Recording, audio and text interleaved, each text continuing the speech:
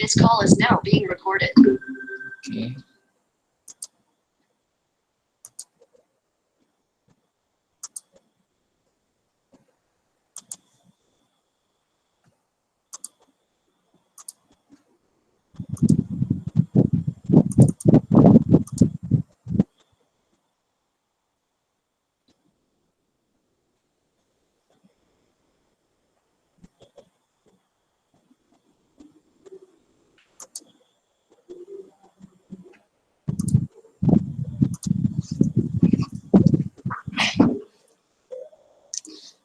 Okay, baik. Bismillahirrahmanirrahim.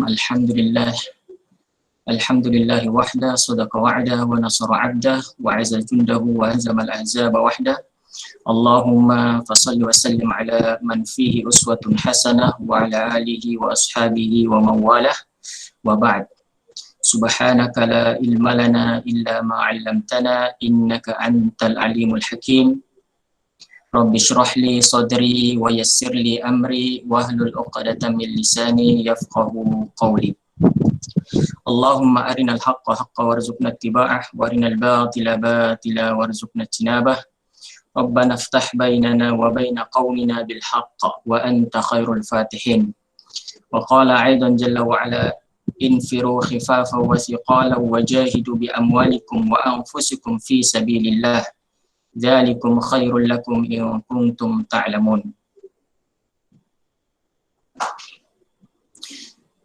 Ana ucapkan jazakallah khair pada Muallim Azlan selaku pengurusi majlis MC pada malam hari ini, dan juga kepada muallim dan muallimah, kemudian ahli ikram barat daya yang sudi meluangkan masa pada malam hari ini untuk sama-sama kita berkongsi, berkongsi sedikit tentang sirah perjalanan kehidupan Syekh Ahmad Yassin. Jadi beliau ini merupakan seorang lelaki yang bercita-cita meraih hanya mendapatkan keridhaan dari Allah Subhanahu wa taala. Beliau juga merupakan seorang yang alim yang membuktikan ilmunya dengan amal. Jadi bukan setakat ilmu saja tapi juga dengan amal. Dan beliau merupakan seorang tua yang lumpuh seluruh badannya, yang tidak sedikit pun mengeluh tentang keadaan yang dialaminya. Dan beliau adalah seorang tua lumpuh yang tidak dapat berjalan, tapi amat digeruni oleh kawan dan juga lawannya. Beliau merupakan seorang mujahid yang berpegang teguh pada pendiriannya, yakin terhadap janji-janji Tuhannya. Jadi beliau adalah Asy-Syahid, diberi gelaran Asy-Syahid Syekh Ahmad Ismail Hasan Yassin. Jadi beliau merupakan seorang tokoh Ikhwanul Muslimin yang menubuhkan Hamas di Palestina. Dan beliau merupakan legenda perjuangan rakyat Palestin yang telah membuktikan cintanya kepada perjuangan melebihi daripada segala-galanya, yang seterusnya menjadi di antara pelopor perjuangan intifada dalam menentang penjajah Zionis.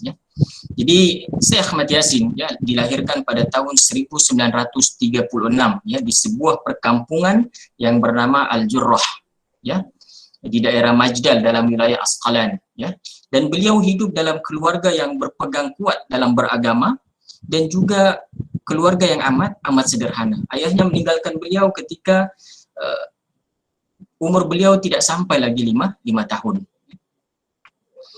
Jadi ikhwani fillah, ana cuba membuat naratif kehidupan seorang perwira yaitu Syekh Ahmad Yassin tapi ini hanya sebagian kecil saja daripada sejarah kehidupan Syekh Ahmad Yassin yang dapat ana kongsikan. Sebenarnya banyak lagi tapi tidak akan habis kalau kita nak berkongsi pada malam hari ini.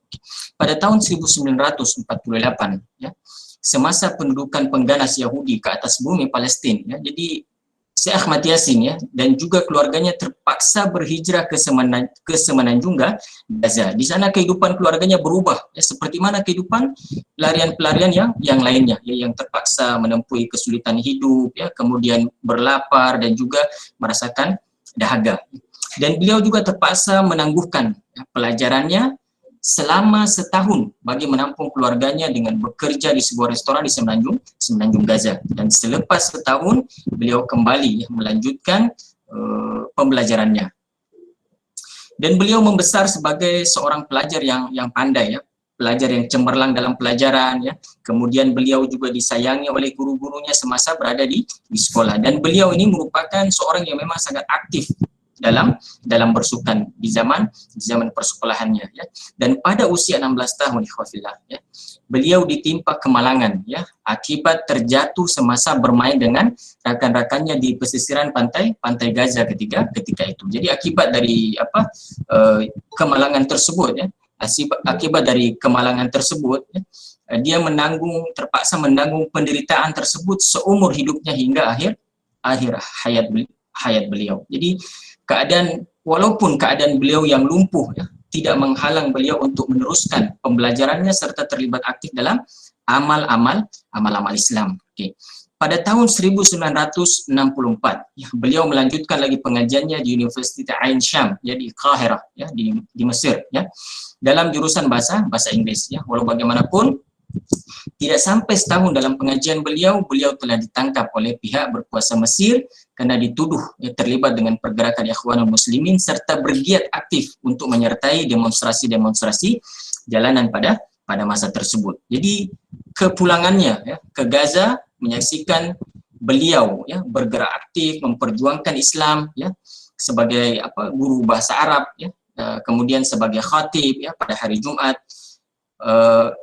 di masjid-masjid sekitar Gaza, ya. Dan dalam tempo yang singkat saja beliau menjadi terkenal dalam kalangan penduduk Gaza, ya. Dan pada tahun 1970, ya, beliau menubuhkan, ya, gerakan Ikhwanul Muslimin di Gaza, dan bakat kepemimpinan beliau semakin lagi terserlah selepas beliau dan rekan-rekannya berjaya menubuhkan satu pertubuhan kebajikan, ya, untuk pelarian Palestina, ya. Dan pertubuhan itu diberi nama dengan Mujamma' al-Islam, ya, Mujamma' al-Islam atau Akademi Islam pada tahun 1973, dan pada tahun 1978 beliau bersama rekan-rekannya mendirikan, ya, University Islam di Gaza, ya. Dan pada tahun 1983, ikhwafillah, semasa menjawat, ya, jawatan pengarah pusat Islam di Gaza, beliau ditangkap dan dipenjarakan oleh rezim Zionis atas tuduhan memiliki senjata api dan cuba menggugat kerajaan Zionis Israel pada masa itu. Dan beliau telah dijatuhkan hukuman penjara selama 13 tahun melalui Mahkamah Tentara Israel. Namun pada tahun 1985 beliau berhasil dibebaskan dalam satu proses pertukaran tawanan antara pihak PLO dan juga rezim Zionis. Masya Allah, kalau kita perhatikan, ya, bagaimana seorang yang lumpuh, ya, namun sangat ditakuti oleh kaum Israel sehingga dijatuhi hukuman sampai 13 tahun, Masya Allah, ya. Dan namun akhirnya beliau dibebaskan, ya, dengan pertukaran tawanan. Oke, pada tahun 1987, ya, ketika berlaku pergolakan Intifadah yang pertama, beliau dan rekan-rekannya dalam pergerakan Ikhwanul Muslimin menubuhkan gerakan pembebasan Islam yang dikenali sebagai Hamas, Harakah Muqawamah Al-Islamiyah, ya. Yang mana gerakan ini bergerak dengan corak penentangan yang baru dengan mengadakan demonstrasi jalanan, ya, serta pertempuran secara bersemuka dengan Zionis Israel, ya.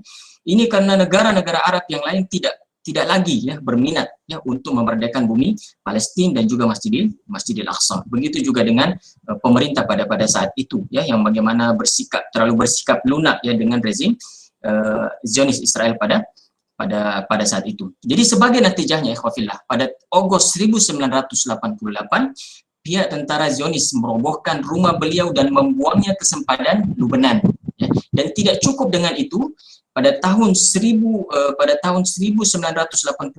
tepatnya 17 Mei, ya, beliau bersama ratusan anggota pergerakan Hamas yang lainnya dipenjarakan lagi, ya, karena berjaya melancarkan operasi-operasi membunuh tentara Zionis dan komando mereka.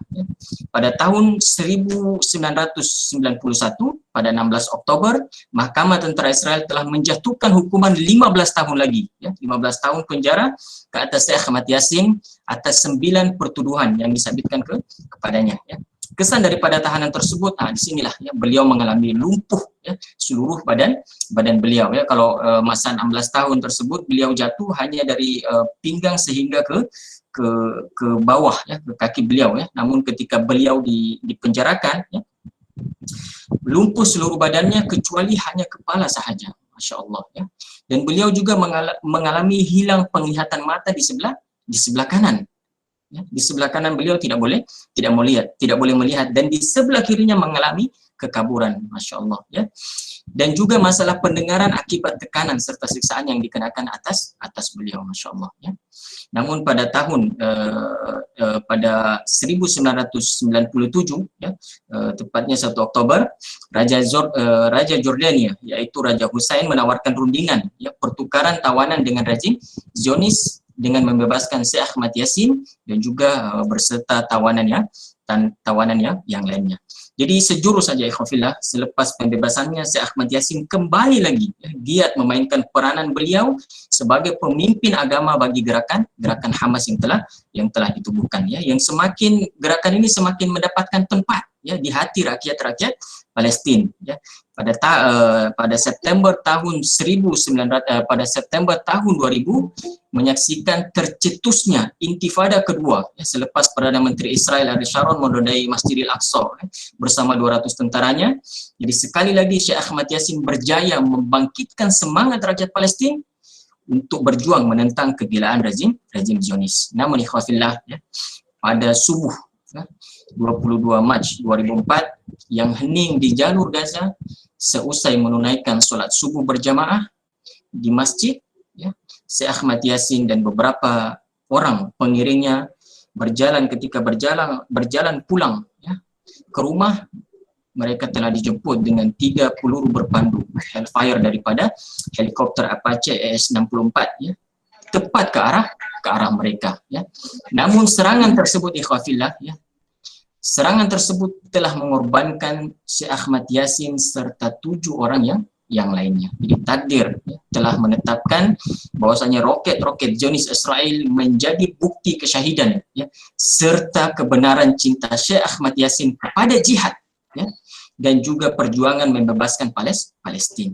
Beliau yang senantiasa mengobarkan semangat jihad di antara anak-anak muda di Palestina untuk berjuang, dan Syekh Ahmad Yasin telah membuktikan cintanya dengan kepingan-kepingan tubuh yang hancur, yang seterusnya tumbuh memekarkan bunga-bunga jihad dan perjuangan dalam jiwa anak-anak Palestina. Jadi kalau kita melihat, kalau antum boleh searching dalam internet bagaimana tubuhnya hancur ketika diserang oleh roket Zionis Israel. Namun kehancuran tubuh beliau itu membuktikan bagaimana cintanya beliau terhadap jihad dan juga mati syahid. Dan pemergian beliau, syahidnya beliau telah memekarkan tumbuh mekar bunga-bunga jihad dan juga perjuangan dalam jiwa-jiwa anak Palestina.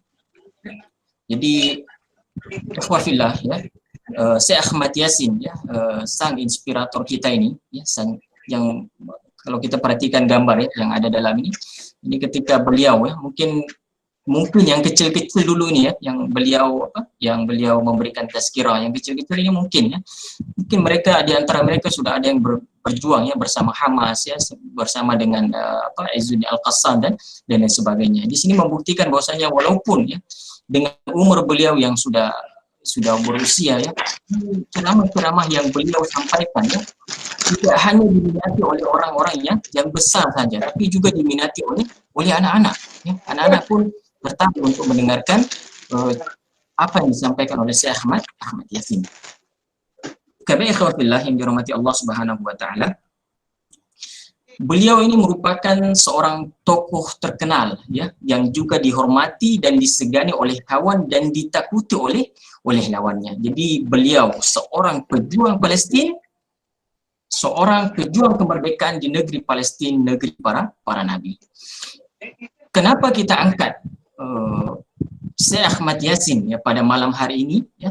Karena kita ingin mendapatkan inspirasi ya kepada diri kita. Jadi ketika kita berjuang ya khafillah, inspirasi itu sangat penting ya. Kalau tidak ada inspirasi, maka dikhawatirkan kita akan mengalami futur, kita akan mengalami degradasi dalam perjuangan, kita akan mengalami penurunan dan perjuangan. Bahkan dikhawatiri kita menjadi orang-orang yang lari dari perjuangan. Na'udzubillahi min dzalik. Jadi kenapa Tok Ahmad Yasin perlu kita kaji? Karena ada beberapa hal ya khafillah. Jadi si Ahmad Yasin ini khafillah, secara fisik memang dia merupakan orang yang uzur ya. Kenapa dikatakan uzur? Karena memang dari leher sampai ujung kaki beliau lumpuh ya. Tangannya lumpuh ya, tidak dapat digerakkan. Jadi artinya tidak dapat digerakkan sebagaimana manusia normal. Kakinya pun juga demikian. Kemana-mana dia menggunakan kursi roda ya. Tapi dia sangat ditakuti oleh Zionis Israel, penjajah Israel. Ya. Kalau kita melihat ya keadaan, kalau orang yang lumpuh ya di negara kita, di tempat kita seperti sekarang ini, mungkin hanya di dalam rumah saja dan melaksanakan aktiviti di dalam rumah saja. Lumpuh seluruh badannya kecuali kepala. Namun si Ahmad Yasin ya, dia merupakan orang yang dihormati oleh pemimpin-pemimpin dunia Islam, apalagi pemimpin-pemimpin Arab. Nah, kalau hal ini kita amati ikhwafillah, berarti dalam sosok Syekh Ahmad Yasin ini memiliki kelebihan dan juga memiliki keutamaan, sehingga ia mampu memberikan inspirasi bukan saja kepada rakyat Palestina terutama di Gaza, tapi juga kepada kaum muslimin yang sedang berjuang. Yang pertama ikhwafillah adalah komitmen beliau dalam perjuangan ya.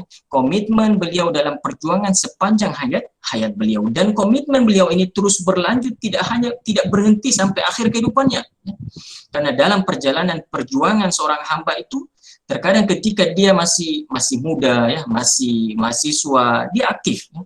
Tidak balik rumah pun tak apa kan, boleh tidur kat masjid, boleh tidur kat kampus dan lain sebagainya, sangat aktif ya. Berbagai macam aktiviti internal maupun eksternal di dalam kampus, di luar kampus diikuti ya, menjadi pembela kepada umat Islam ya, siap turun ke medan amal dan lain sebagainya. Dan itu memang sering terjadi, masih semangat dalam berdakwah ya. Tapi ketika dia sudah contoh yang mendapatkan sijil belajar ya, ada juga yang mendapatkan sijil kawin ya, dan lain sebagainya, maka tidak sedikit daripada aktivis dakwah itu mengalami penurunan ya. Liqa sudah susah nak datang ya, program-program tarbiyah pun dia sibuk ya, memanjang dan sebagainya, diajak untuk turun berkhidmat kepada masyarakat pun dia sudah tak nak ya, dengan berbagai macam alasan ya. Saya ada inilah dan saya ada itulah. Padahal banyak contoh sebenarnya, termasuk Syekh Ahmad Yasin ya, yang masih tetap berjuang, dan dia juga dulunya adalah aktivis kampus, berjuang berdakwah di dalam kampus, mengajak orang untuk kepada Quran dan Sunnah. Nah, komitmen perjuangan beliau ini perlu kita ketahui. Syekh Ahmad Yasin merupakan aktivis di kampus ya, dalam pergerakan di kampus dia ikuti ya, perjuangan di luar kampus juga dia ikuti, dan ketika dia lulus ya, sudah menamatkan pembelajarannya ya, dia lanjutkan lagi dengan kegiatan sosial di masyarakat ya. Dia lanjutkan membela umat, bahkan dilanjutkan lagi dengan membebaskan tanah airnya daripada penjajah Zionis Israel, Masya Allah ya. Jadi beliau memiliki komitmen sampai akhir kehidupannya, dan jarang orang semacam ini. Kita boleh perhatikan ya, bagaimana aktivis mungkin yang dulu ya lantang bersuara dan lain sebagainya ya, namun ketika sudah mendapatkan kedudukan, mendapatkan kursi ya, tidak sedikit di antara mereka yang luntur dalam perjuangannya. Tidak semuanya ikhwafillah, tapi ada di antara manusia-manusia, insan-insan yang seperti itu, tidak lagi berjuang untuk umat, tidak mau lagi membela umat, tidak mau lagi membela Islam sebagai agamanya. Bahkan tidak sedikit juga di antara mereka yang menjadi pengkhianat, menjadi musuh dalam selimut, menggunting dalam lipatan, musang berbulu ayam dan lain sebagainya. Kenapa terjadi seperti itu? Padahal dulu dia adalah aktivis ya, yang dulu termasuk aktivis yang rajin berjuang. Tapi semangat itu sudah luntur. Kenapa hal itu dapat terjadi? Mungkin sebab dia sudah tidak mendapatkan lagi inspirasi dalam perjuangan. Dan Syekh Ahmad Yasin Dulu dia kuliah di Kahira, Mesir, dan setelah dia menuntut ilmu maka dia melanjutkan perjuangannya sampai dia memimpin satu gerakan yang disebut dengan Hamas, Harakah Muqawamah Islamiyah. Yang kedua, ikhwafillah, yang kedua yang dapat kita ambil dari sirah perjalanan kehidupan Syekh Ahmad Yasin adalah kecintaan beliau kepada masjid.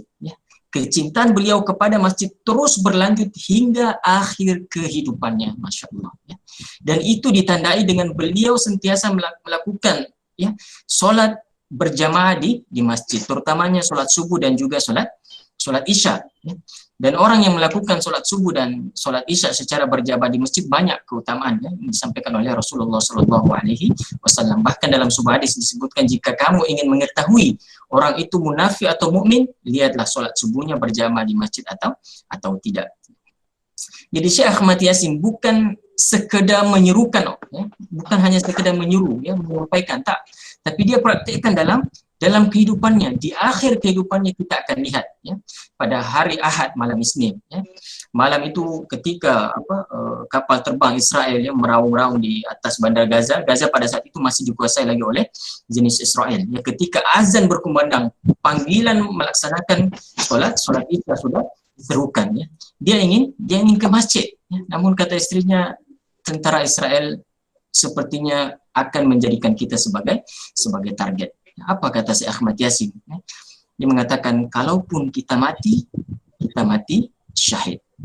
Syekh Ahmad Yasin mengatakan, kalaupun kita mati syahid. Seorang tua lumpuh, ikhwafillah, yang ketika ke masjid harus ditolak, harus disorong, harus dipapah sampai ke masjid.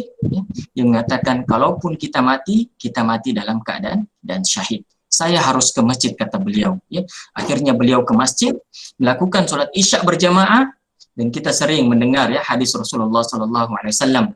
Man shallal isya fi jama'atin faka'annama qama nisfal lail. Barang siapa yang sholat isya berjamaah, maka seolah-olah dia telah sholat malam selama separuh malam. Wa man shalla subha fi jama'atin, dan barang siapa yang sholat subuh berjamaah, faka'annama shallal laila kullah. Seolah-olah dia telah sholat seluruh malamnya. Jadi siapa yang sholat isya berjamaah, ikhwafillah, di masjid, maka dihitung dia sudah melakukan separuh qiyamul lail. Dan siapa yang melakukan sholat subuh berjamaah di masjid, maka dia dikira telah melakukan separuh qiyamul lail. Kalau dia melakukan sholat isya berjamaah, melakukan sholat subuh berjamaah di masjid, maka dia sudah menghidupkan qiyamul lail sepanjang malam. Syekh Ahmad Yasin melakukan itu, ikhwafillah, walaupun harus disorong dengan kursi roda. Setelah sholat isya dia tak langsung pulang, masih mabit lagi di masjid, duduk di masjid, beriktikaf di masjid, berzikir, membaca Al-Quran di dalam masjid, mendekatkan diri kepada Allah Subhanahu wa Ta'ala, dan dia melakukan qiyamul lail. Esok harinya Isnin dia makan sahur, kemudian dia sholat subuh berjamaah di masjid. Setelah itu, setelah selesai zikirnya, wiridnya di masjid, baru beberapa langkah beliau keluar dari masjid, beliau dihentam oleh peluru roket helikopter Apache milik Zionis Israel. Innalillahi wa inna ilaihi raji'un. Secara zahir, ikhwafillah, kematian beliau merupakan kematian yang husnul khatimah. Karena apa, ikhwafillah? Sholat subuhnya berjamaah di masjid, malamnya melakukan qiyamul lail, dia sahur, berarti pada hari Isnin itu dia melaksanakan puasa sunnah Isnin, kemudian dihentam oleh roket Zionis Israel. Innalillahi wa inna ilaihi raji'un. Sebab itu, ikhwafillah, Izzuddin Al-Qassam, pasukan khas Hamas, pasukan sayap kanan Hamas, menjadikan persyaratan orang yang boleh bergabung dengan Izzuddin Al-Qassam adalah sholat subuhnya berjamaah di masjid, Masya Allah. Bahkan konon kabarnya sampai 3 tahun berturut-turut tak pernah putus. Makanya Izzuddin Al-Qassam, ikhwafillah, mereka tidak ada yang menjadi pengkhianat, tidak ada yang membocorkan informasi. Buktinya ketika Gilad Shalit, sampai lebih kurang 5 tahun, ditawan oleh Izzuddin Al-Qassam, tidak diketahui oleh Mossad, tidak dapat diketahui oleh Zionis Israel yang sengaja disebar di seluruh Gaza dan Palestina. Tidak ketahuan di mana Gilad Shalit ditawan oleh pejuang Palestin. Hebat mereka menjaga rahasia. Kenapa ikhwafillah?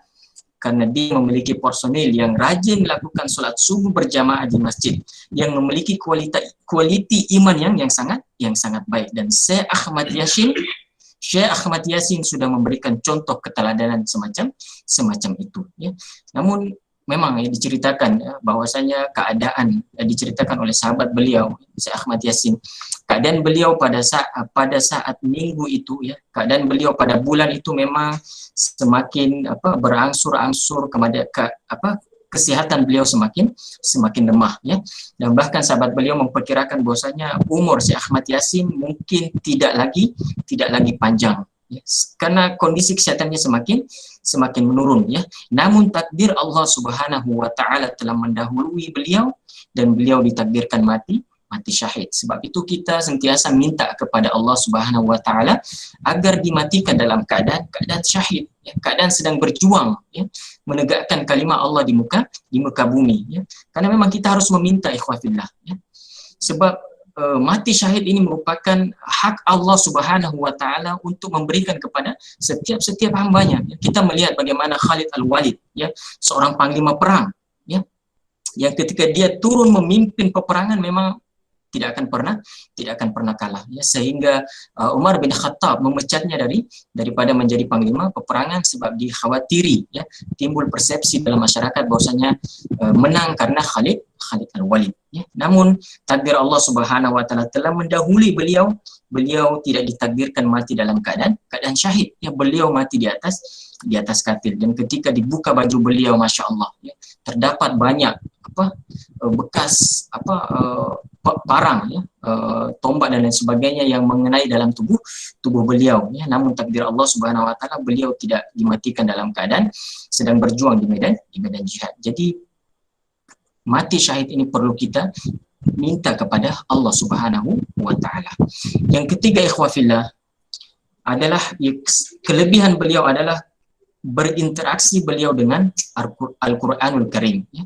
Kalau kita tanya diri kita sendiri ikhwafillah, kita tanya diri kita dalam sehari, ya, berapa muka surat, ya, atau berapa juzuk yang kita habiskan dalam membaca Al-Qur'an dalam sehari. Coba kita tanya diri kita masing-masing, ya. Bahkan mungkin ada di antara, bukan di sini pada malam hari, mungkin ada di antara umat Islam yang lainnya, ya, yang ketika malam hari sudah menjelang seperti ini, ketika manusia sudah akan merebahkan badannya untuk beristirahat di malam hari, ya, ada di antara kaum muslimin yang belum lagi menyentuh Al-Qur'annya, ya. Jangankan membaca, menyentuhnya saja belum, ikhwafillah, apalagi membacanya, ya. Kalau memegangnya saja belum, ikhwafillah, bagaimana lagi dengan membacanya. Menurut informasi yang disampaikan, ya, semasa Anda mendengar Ustaz menjelaskan tentang Syekh Ahmad Yasin ini, menurut informasi bahwasanya Syekh Ahmad Yasin ini dalam keadaan uzur beliau, ya, dalam keadaan matanya yang sangat rabun, ya, dalam sehari beliau membaca Al-Quran sebanyak 4 juzuk, ya. 4 juzuk yang beliau habiskan dalam sehari, ikhwafillah. Ya, kita saja belum tentu, ya, mampu menyelesaikan, ya, 4 juzuk dalam sehari. Padahal dia orang yang uzur, yang penglihatannya tak sefokus kita, dan usianya pun sekitar 67 tahun. Ya.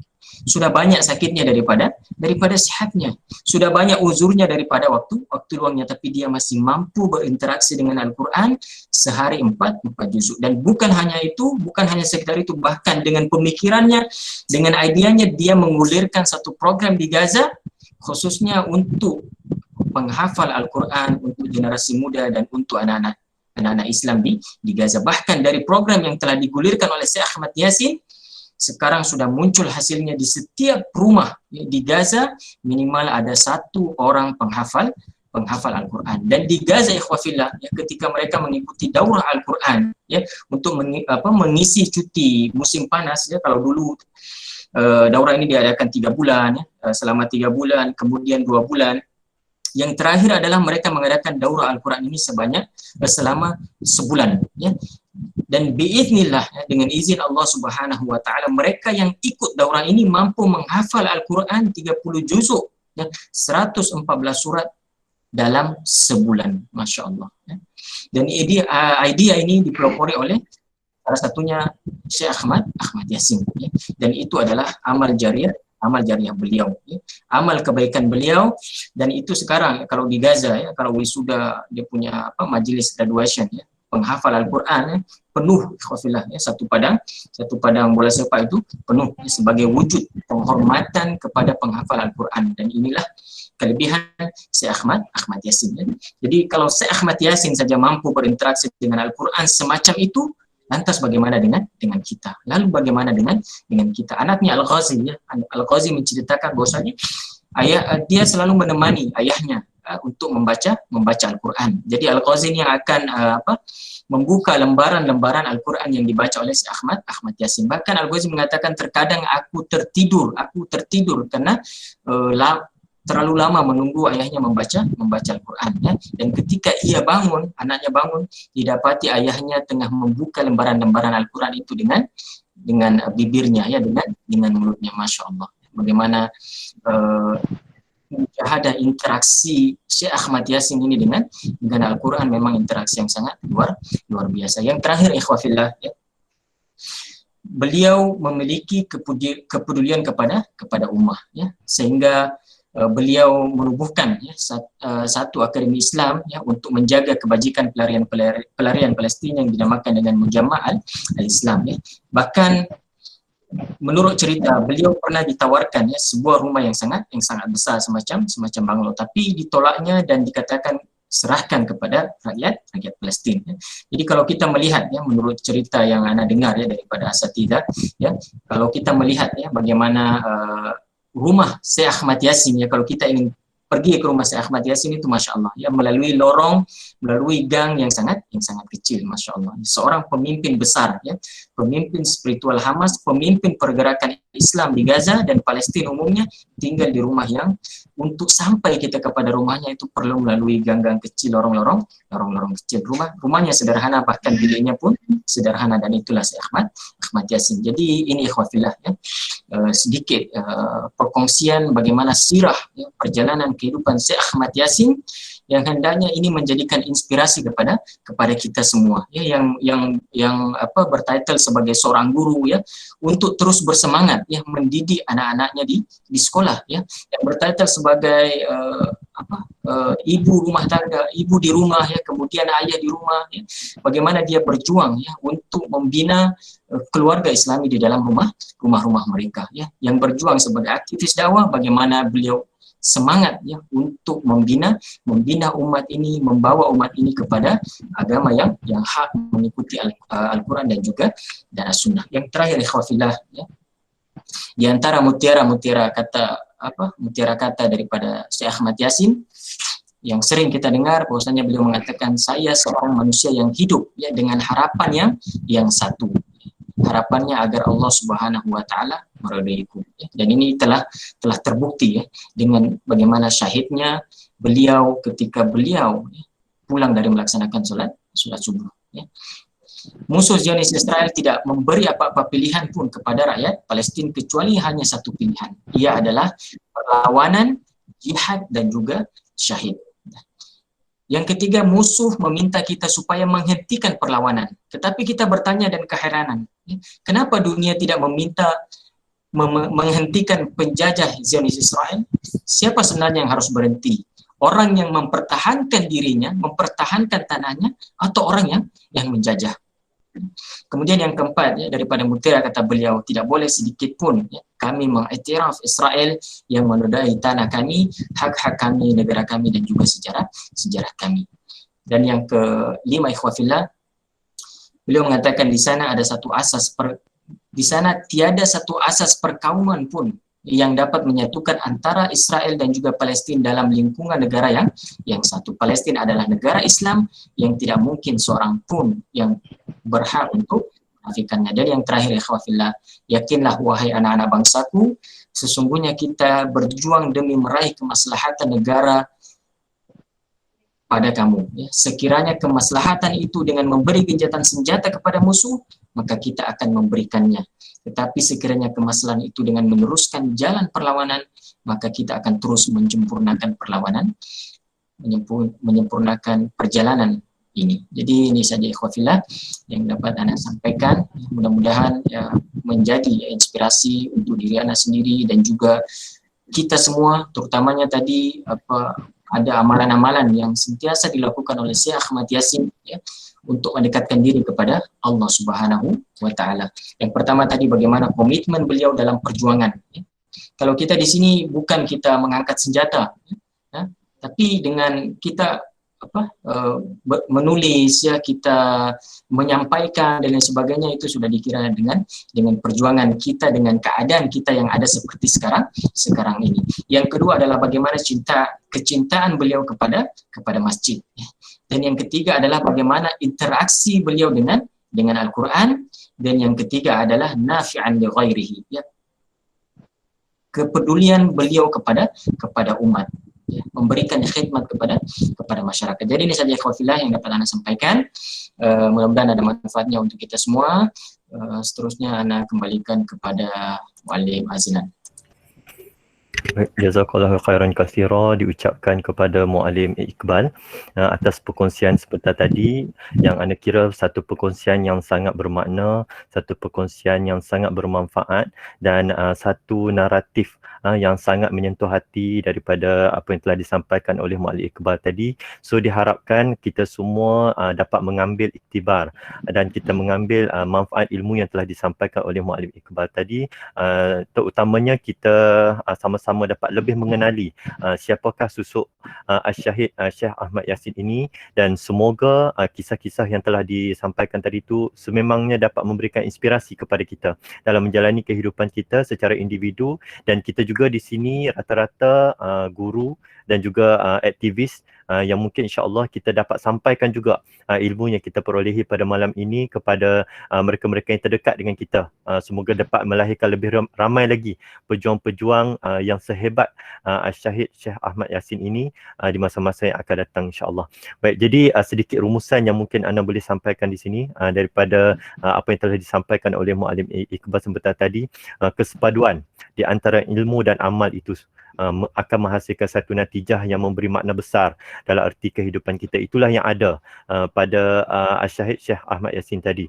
Bagaimana beliau dalam keterbatasan seorang yang lumpuh, tetapi tidak melumpuhkan semangat beliau dan tidak melumpuhkan pemikiran beliau untuk terus memikirkan kelangsungan Islam itu, terutama di bumi Palestin itu sendiri. Dan dengan keyakinan beliau yang amat kuat terhadap janji-janji Allah Subhanahu Wa Taala, telah menyebabkan beliau diberikan janji Allah, iaitu satu rahmat yang sangat besar, iaitu pahala syahid di jalan Allah Subhanahu Wa Taala. Dan semoga kita juga dapat memberikan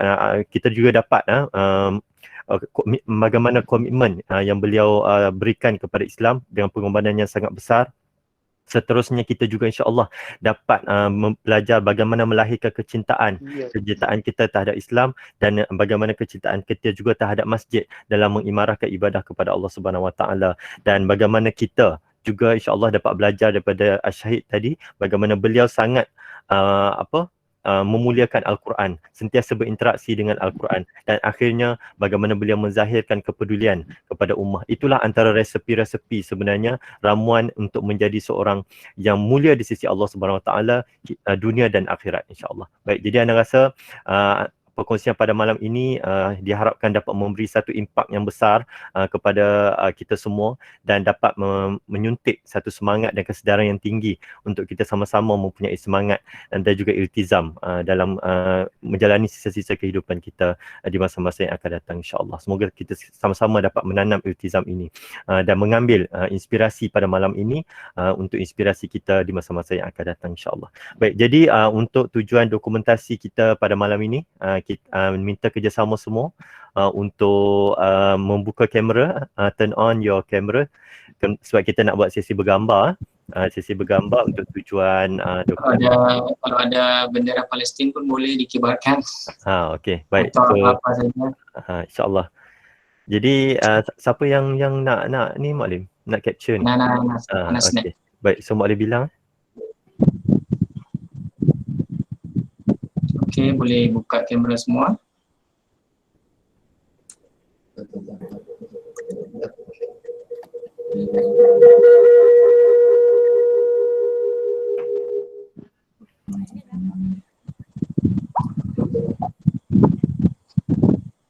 Masih tertutup semua ni.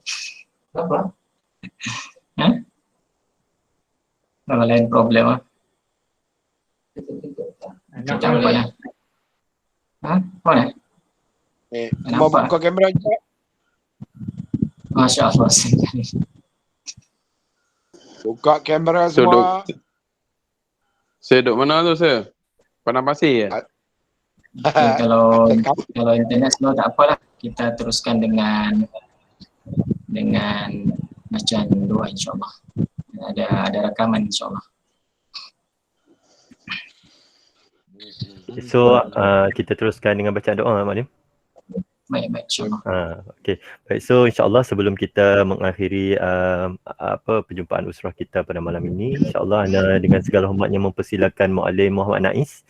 Muallim Nais okey tak untuk memimpin bacaan doa penutup? Mana internet problem Oh ya. Dengar tuan, dengar ke? Boleh. Dengar ke? Dengar Malim. Ya. Baik. Auzubillahi minasyaitonirrajim. Bismillahirrahmanirrahim. Alhamdulillahi rabbil alamin wassalatu wassalamu ala Rasulillah wa ala alihi wa ashabihi ajma'in. اللهم إنك تعلم أن هذه القلوب قد اجتمعت على محبتك والتقت على طاعتك وتوحدت على دعوتك وتعاهدت على نصرة شريعتك فوثق اللهم رابطتها وأدم ودها واهدها سبلها واملأها بنورك الذي لا يخبو واشرح صدورها بفيض الإيمان بك وجميل التوكل عليك وأحيها بمعرفتك وأمتها على الشهادة في سبيلك إنك نعم المولى ونعم النصير. ربنا ظلمنا أنفسنا وإن لم تغفر لنا وترحمنا لنكونن من الخاسرين.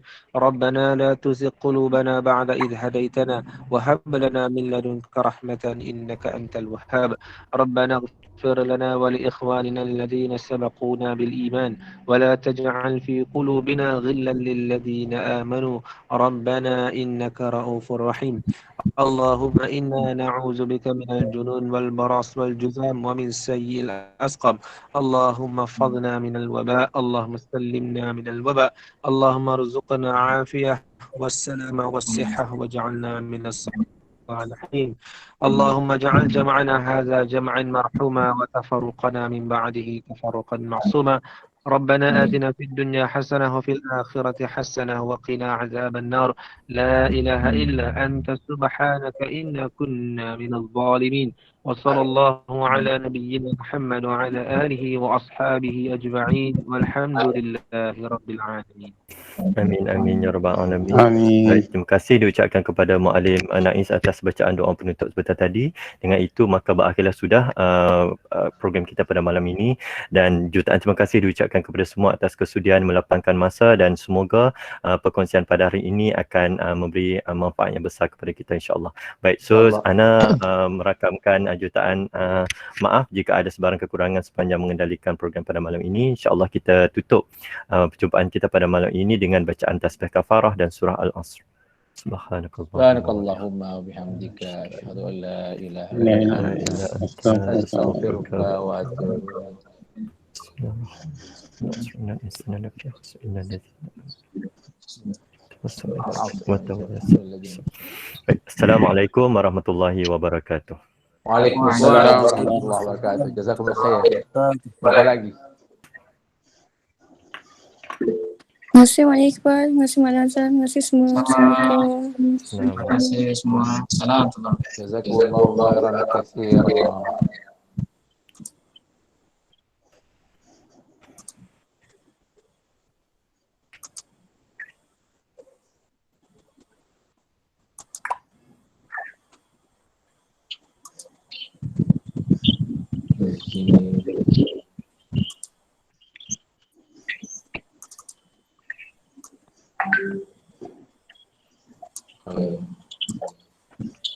Mak Dia Khairi ada kat rumah kita?